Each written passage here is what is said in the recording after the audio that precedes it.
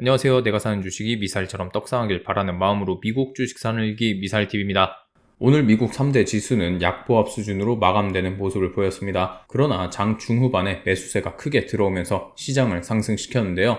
그 덕분에 나스닥은 마이너스 1.13%까지 하락했다가 결국 하락 마감은 하긴 했지만 마이너스 0.45%까지 올라왔으며 다른 두 지수의 경우 다우존스 마이너스 0.12% 그리고 S&P 500은 마이너스 0.16% 하락하며 마무리되었습니다. 오늘 하락의 원인은 단기적 차익 실현 매물이 아직까지도 쏟아져 나오고 있기 때문이라고 볼 수 있으며 동시에 채권 금리의 상승으로 볼 수 있습니다. 나스닥 차트를 먼저 살펴보겠습니다. 나스닥의 경우 다른 두 지수에 비해서 항상 더 큰 폭으로 상승하고 큰 폭으로 하락하는 패턴을 보이곤 하는데요. 3월 10일 제가 평소에 말씀드렸던 나스닥의 단기 저점이었던 11,000포인트 선에서부터 3월 22일까지 최고 12,000포인트 선까지 상승하며 10%가 2주 동안 상승했습니다.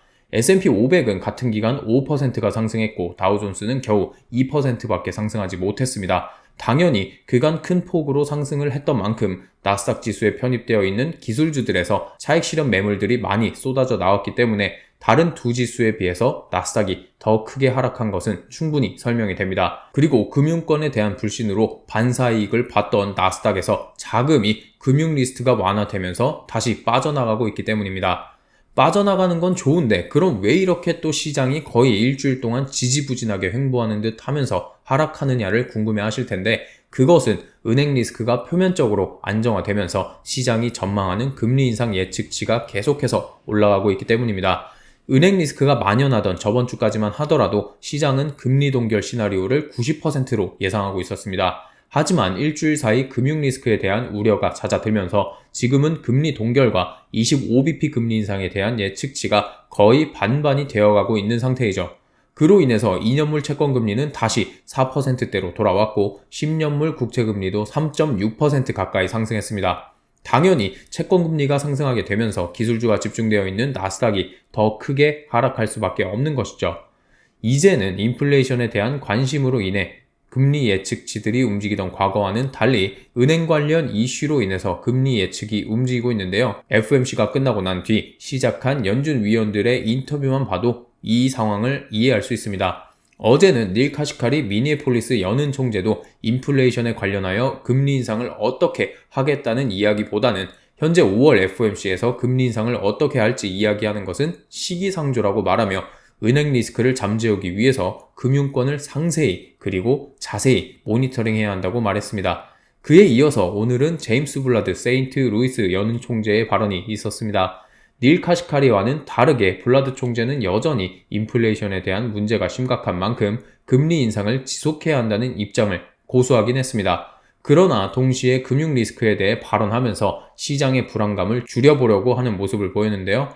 블라드 총재는 최근 은행 파산과 혼란이 시작된 이후 금융 스트레스는 지속되고 있지만 거시 건전성 정책도 이에 맞게 신속하고 적절하게 대응해 왔으며 규제 당국은 2007년부터 2009년까지 겪은 금융위기 이후 만들어진 금융안정 도구들을 적절히 사용하고 있으며 필요시 추가 조치에 나설 준비도 되어 있다고 말했습니다. 인플레이션 때려잡기에만 집중하던 초강경 매파 블라드 총재가 이렇게 금융권 안정을 위한 발언을 하는 것만 봐도 연준에서도 얼마나 금융 리스크에 대해서 신경을 쓰고 있는지 알 수 있습니다. 한편 최근에 제가 여러 번 말씀드린 것이 있습니다. 미 연준과는 싸우지 말아라. 이것은 이미 작년 한 해 동안 우리가 너무나도 많이 겪었던 일이죠. 연준의 입장과 반대로 움직였다가 항상 깨지면서 주가는 폭락하고 동시에 우리의 계좌가 박살났던 것을 기억하실 겁니다. 연준과 맞서지 말라는 것을 다시 한번 확인시켜 준 것은 블랙록과 골드만삭스였습니다. 먼저 블랙록은 시장이 은행 혼란과 연준의 긴축 중단 신호에 금리 인하를 기대하면서 주가에 이것을 반영하고 있다고 합니다. 하지만 블랙록은 연준의 물가 벤치마크라고 할 수 있는 개인 소비 지출이 연준의 예상대로 3% 이상으로 유지되고 2025년까지 2%로 낮아지지 않을 것이라고 예상하고 있는데요. 결과적으로 블랙록이 말하길 연준은 의도적으로 경기 침체를 일으키면서 금리 인하를 할 계획이 없다고 못을 박았습니다. 그리고 골드만삭스도 시장의 예상과는 반대로 연준이 5월과 6월 FOMC에 걸쳐 연속적으로 금리를 인상할 것으로 예상하고 있습니다. 골드만삭스는 최대 5.55%의 기준금리를 올해 안에 올릴 것으로 예상하고 있습니다. 자, 현재 시장은 금융 리스크에만 몰두해서 인플레이션 관련 지표를 상당히 무시하고 있는 것으로 보이는데요. 그렇지만 연준이 집중하는 개인 소비 지출에 대해서는 미리 알아보고 대비하는 것은 필수적입니다. 현재 예측치가 나와 있는 근원 소비 지출을 먼저 살펴보겠습니다. 전년 동기 대비 근원 소비 지출을 먼저 살펴보면 전월 4.7%로 나왔던 근원 개인 소비 지출은 현재 4.7%로 예상되고 있습니다. 이 수치는 아쉽게도 전월 예측치였던 4.3% 그리고 12월달 지표 결과였던 4.6%보다도 높게 나온 지표인데요. 이 높은 지수가 시장의 예상대로 4.7%로 나온다면 인플레이션에 대한 우려가 다시 한번 확산되면서 시장의 금리 인상 예측치는 더욱더 매파적으로 변할 것입니다. 이미 금융 리스크가 약해지고 있는 상태이므로 시장의 관심이 인플레이션과 그로 인한 금리 인상으로 이어질 것이 뻔하기 때문이죠. 또한 지금과 같은 상태에서 가장 최악의 시나리오는 당연히 시장의 예측치보다 근원 개인소비 지출 지수가 높게 나오는 것입니다. 4.7%보다 높게 나오는 순간 시장의 폭락은 너무나도 당연한 수순이며 줄줄이 예정되어 있는 연준 위원들의 발언 수위가 굉장히 매파적으로 강해질 것입니다. 전월 대비 근원 개인소비 지출 수치를 보면 시장이 그래도 이 수치에 대해서는 약간은 낙관적으로 보고 있다는 것을 알 수 있습니다. 전월 0.6% 상승에 그쳤던 근원 개인소비 지출은 이번 달에는 0.4%가 나올 것으로 예상되고 있는데요. 이것은 최근 발표되었던 CPI와 PPI 지수가 큰 폭으로 하락한 데에서 기인한 것이라고 볼 수 있습니다.